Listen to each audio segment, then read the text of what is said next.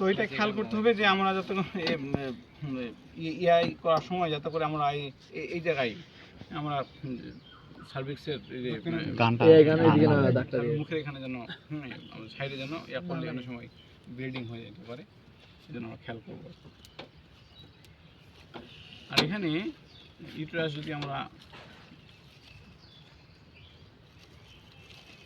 AI করার সময় cervix পার করে আমরা সার্ভিস না পার ধরুন আপনি ধরছেন ধরুন কনসেপ্ট একবারে কম।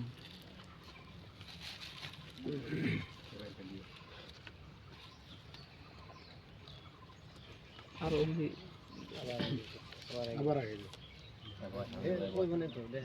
সবগুলো ব্লিডিং হয় তখন কি হবে? নাচতে যারা সামনে আছে আরেকদিন তো কিছু করবো, এই সময় এরা বললো কেউ সামনে তো লড়বেন না, না ওভাবে করবেন এক কাম করুন, ওনারা সামনে আছে জন্য বলতে দিতে পিছে যাইতে, সবাই তো বুঝবে আর কেউ তো বাচ্চা না পিছে হইছে তাই কি ভাই আন্নারা লম্বা আন্নারা একটু সবাই আধা তীরে পিছে যান, সবাই দেখেন আপনি সামনেই থাকেন। আপনার সরলে বসেন। আমরা ইউটেরাসের এই হর্ন বা বডি পিছে আসেন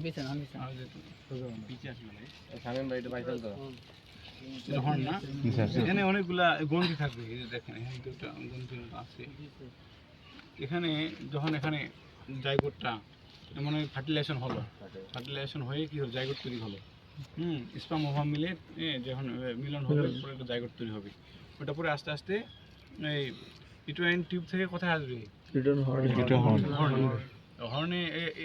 এটা তো জীবন্ত কোষ, এটার তো পুষ্টির দরকার আছে না, পুষ্টির দরকার আছে। এখন তো ওইটাকে বলি আমরা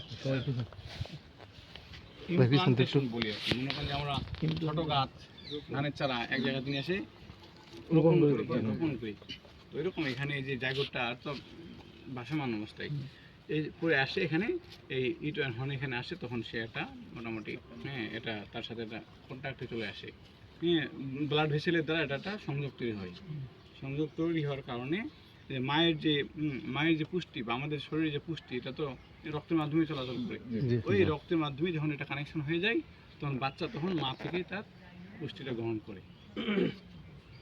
তখন এটা এই যে ইউটেরাসের দুটা পার্ট থাকে, এটা হলো সামনের পার্ট, উপরের পার্ট, একটা নিচের পার্ট। আমাদের এটা হাত হয়, এখানে একটা জিনিস আছে, এখানে একটা উপরের জিনিস, এটা নিচের জিনিস, সুপারফিশিয়াল পার্ট আর ডিপ পার্ট। সুপারফিশিয়াল পার্টটাকে এন্ডোমেট্রিয়াম বলি, এন্ডোমেট্রিয়াম। আর এই যে আমাদের এখানে যে জাইগোটটা পরে এখানে এরপরে আস্তে আস্তে